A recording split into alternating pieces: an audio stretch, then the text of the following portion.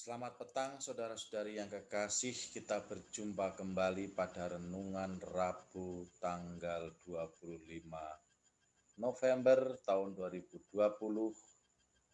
yang pada petang hari ini nas yang kita pergunakan diambil dari Roma pasal 1 ayat yang ke-16.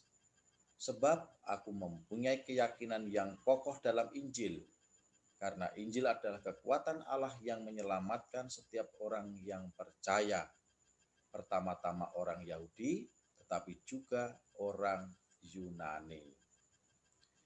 Saudara-saudari yang kekasih, kita pada petang hari ini bersyukur karena kita diperkenankan untuk menutup tahun gereja, dan kita seharusnya dapat merayakan kebaktian yang terakhir pada tahun gereja ini. Sebelum memulai tahun gereja baru yang beberapa hari lagi kita akan memasuki minggu Advent yang pertama.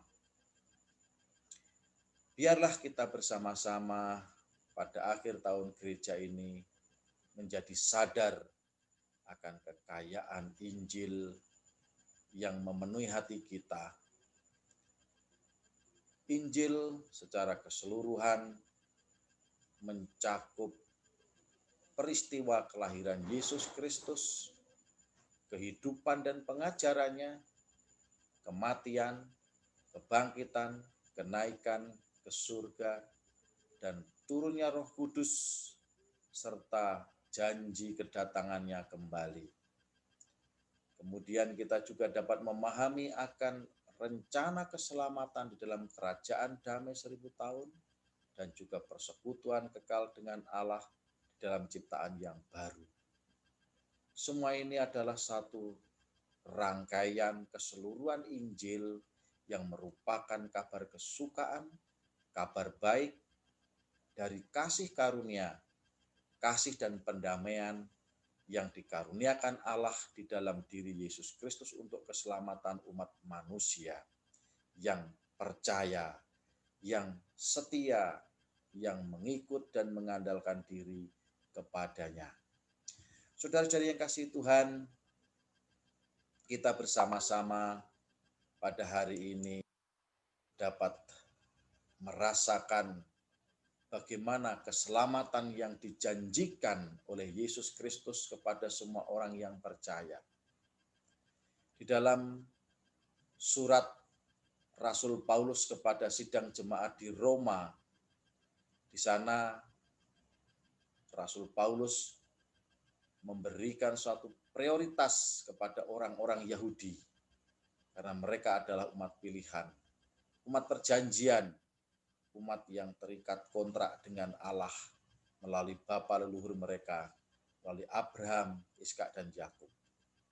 Akan tetapi hal itu juga berlaku kepada orang-orang yang bukan Yahudi. Tetapi dikatakan di dalam Roma pasal 1 ayat 16 adalah juga orang-orang Yunani.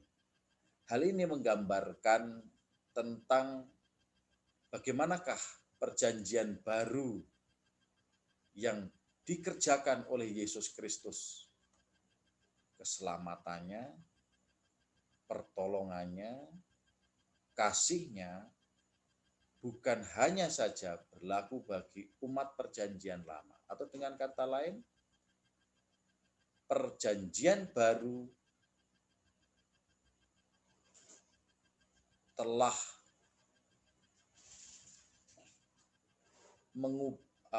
menyempurnakan umat perjanjian lama pada masa itu. Yang diartikan bahwa setiap umat manusia yang percaya kepada hukum Taurat, mereka hidup di dalam perjanjian lama.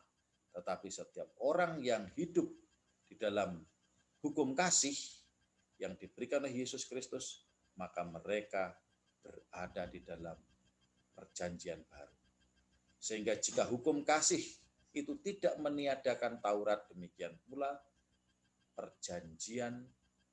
umat perjanjian baru tidak menggantikan atau meniadakan orang-orang perjanjian lama. Hanya jika orang-orang yang hidup dengan cara-cara hukum Taurat mau menerima Yesus sebagai Tuhan dan Juru Selamat. Inilah yang akan mengubah kehidupan mereka untuk mereka dapat bersama-sama di dalam Injil, di dalam kasih yang dinyatakan Yesus Kristus kepada setiap umat manusia. Para kasih Tuhan, Injil adalah kekuatan Allah yang menyelamatkan umat manusia. Pada masa itu, manusia yang hidup di bumi ini telah jatuh ke dalam dosa. Ya, mereka jauh dari Allah karena dosa mereka. Mereka meninggalkan Allah. Mereka tidak lagi melakukan apa yang menjadi perintah Allah, apa yang menjadi kehendak Allah dalam kehidupan manusia. Akan tetapi, kekuatan Allah pada masa kini dapat kita kenali melalui campur tangan Tuhan yang dapat kita nyatakan atau yang dapat kita terima melalui Injil yang kita kerjakan. Di sana kita dapat melihat bagaimana campur tangan Tuhan untuk menyelamatkan umat manusia melalui kematian Yesus Kristus di kayu salib. Dan juga melalui kebangkitannya untuk menyatakan bahwa maut dan dosa kalah oleh karena campur tangan Tuhan. Saudara yang kasih Tuhan, kita berbahagia dan bersuka cita karena telah menerima Yesus Kristus. Kita memiliki Yesus Kristus yang mengaruniakan pengampunan, kemerdekaan, dan kemenangan atas jiwa kita.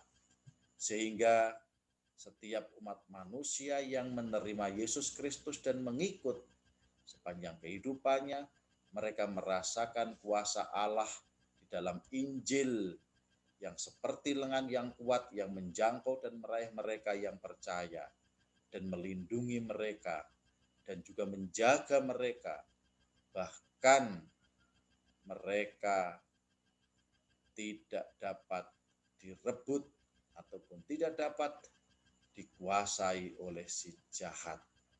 Oleh karena itu para kasih Tuhan, biarlah tangan Tuhan yang kuat, tangan Tuhan yang kokoh, tangan Tuhan yang menyelamatkan, bertindak atas kehidupan jiwa saudara dan saya, dan merebut setiap umat manusia yang mau percaya dan menerima Yesus untuk mereka dibebaskan dari dosa dan cengkeraman maut. Para kasih Tuhan, inilah pekerjaan keselamatan yang dikerjakan Tuhan di dalam kehidupan kita. Dengan demikian para kasih, kita akan dapat mengalami kekuatan Injil yang menyelamatkan jiwa kita melalui firman dan sakramen yang kita terima dalam setiap kebaktian. Firman yang bersumber dari Injil yang murni, memberikan tenaga dan motivasi kepada kita, dan juga menginspirasi jiwa kita yang dipimpin oleh Roh Kudus untuk percaya bahwa sakramen-sakramen yang kita alami, baik itu dalam baptisan, air dan roh, dan juga perayaan perjamuan kudus, memberikan kita kedekatan dengan Allah, memberikan kita kemampuan untuk mengenali rencana keselamatan Allah atas kehidupan kita, dan juga memampukan kita untuk melawan kuasa si jahat. Disitulah kekuatan Allah menyelamatkan kita. Disitulah kekuatan Allah meneguhkan kita. Disitulah Allah menghibur kita.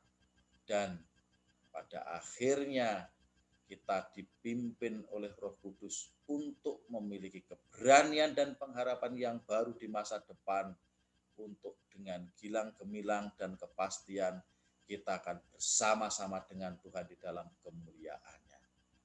Ya, pengharapan yang demikian tidaklah muncul dengan tiba-tiba dan juga bukan merupakan suatu jerih payah kita, tetapi pengharapan akan masa depan kita adalah karunia Allah, ketika saudara dan saya memahami akan janji Allah, akan rencana keselamatan Allah, dan upah atas setia dan pengandalan kita kepada Yesus Kristus, yaitu bersama-sama dengan Allah dalam kemuliaannya sebagaimana yang diwartakan dalam Injilnya, maka itu adalah kekuatan yang menggerakkan kita dan yang mengubah kita serta memampukan kita untuk kita dapat menyelaraskan kehidupan kita sesuai dengan standar Injil.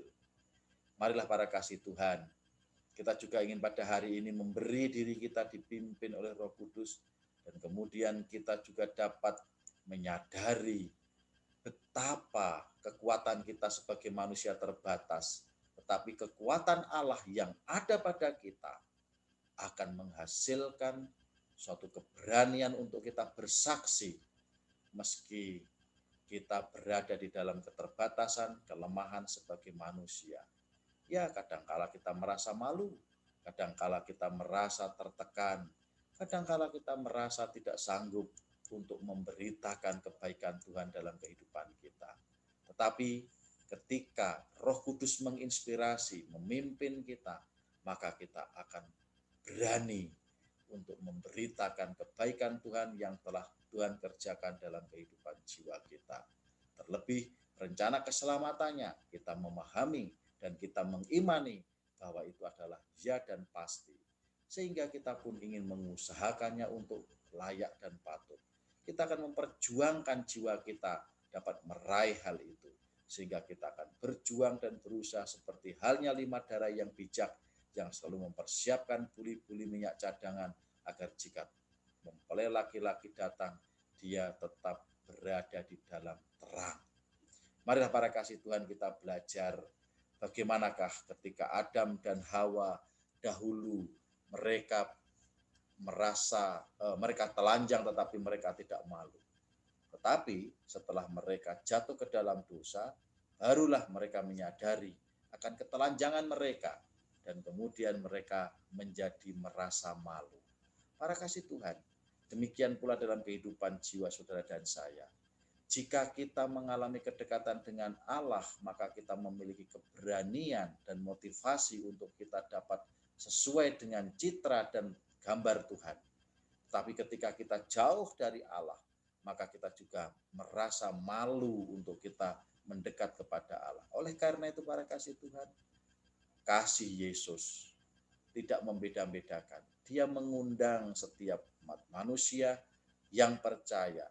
Mereka akan senantiasa dipanggilnya untuk mendekat kepadanya agar mereka mengalami kemurahan dan belas kasih Tuhan. Saudara yang kasih Tuhan, marilah kita ingin pada hari ini belajar dari Injil yang kita terima, yang kita renungkan siang dan malam, dan di situ kita ingin menyelaraskan kehidupan kita dengan pengajaran-pengajaran dari Injil. Memang apa yang tertulis dalam Injil kadangkala tidak sesuai dengan kehidupan kita, tidak sesuai dengan penilaian orang-orang yang ada di sekitar kita, atau bahkan tidak sesuai dengan kehidupan di dunia.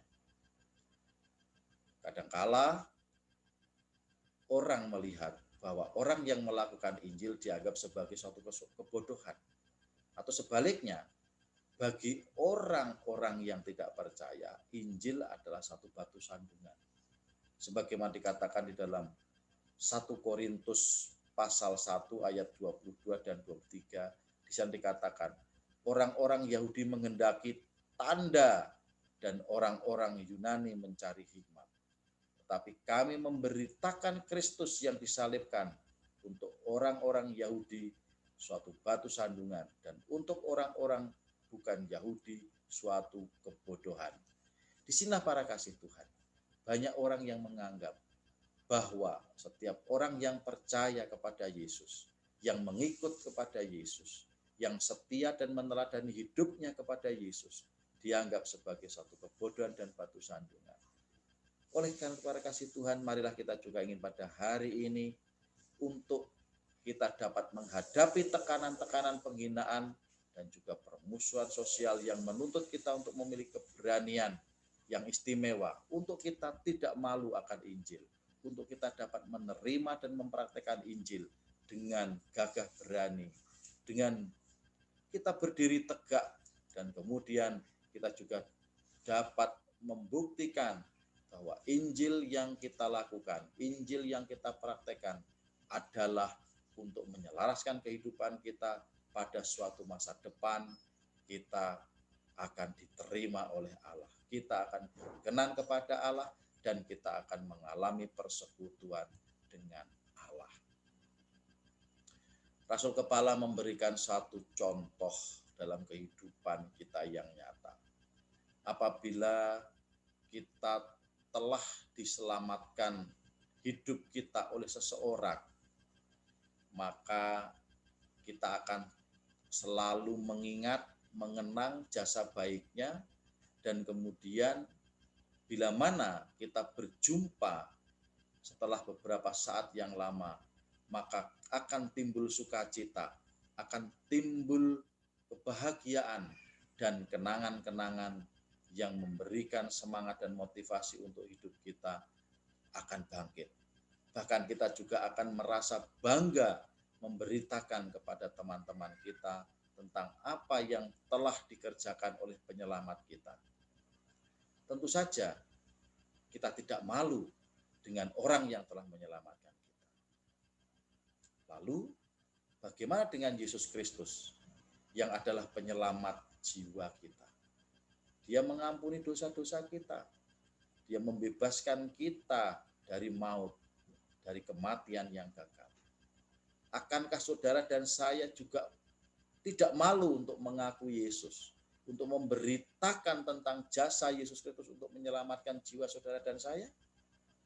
Marilah kita andalkan kekuatan Injil, dan biarlah kita dipimpin oleh Roh Kudus untuk kita dapat mengenali bagaimanakah Sang Penolong kita bekerja, bagaimanakah Yesus Kristus telah menyelamatkan jiwa kita, sehingga kita tidak lagi dicengkeram oleh dosa, kita tidak lagi dikuasai oleh si jahat, kita tidak lagi menjadi milik dunia, tapi kita menjadi ahli waris kerajaan Allah, kita menjadi warga surgawi, dan kita disiapkan untuk hari kemuliaan Tuhan.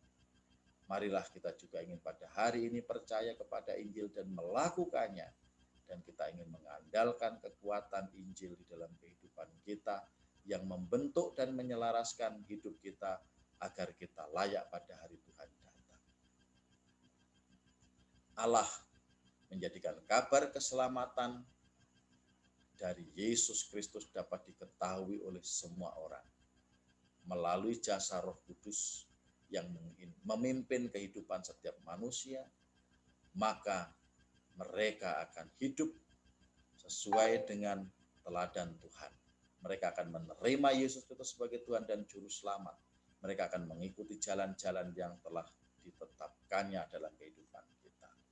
Meskipun banyak orang-orang yang anti-Kristus, banyak orang-orang anti-Kristen yang tidak setuju dengan kehidupan kita, tetapi marilah kita tetap tenang dan mengandalkan kekuatan Injil untuk kita dapat menyatakan kebaikan Tuhan, kasih Tuhan, campur tangan Tuhan, serta kuasa tangan Tuhan yang menolong, melindungi, menjangkau, dan bahkan membentuk kehidupan kita sesuai dengan rancangan keselamatannya. Marilah para kasih Tuhan, kita juga ingin pada hari ini boleh mengakhiri tahun gereja dan siap sedia untuk memasuki tahun baru gereja. Dan kita juga akan menyongsong dengan penuh optimis, dengan penuh keyakinan, dengan penuh semangat, dan dengan penuh motivasi kita ingin melayani Tuhan. Yang pada akhirnya kita juga ingin mempersiapkan diri dengan gagah berani, dengan kekuatan yang penuh, dengan kepastian bahwa Tuhan Yesus pasti datang.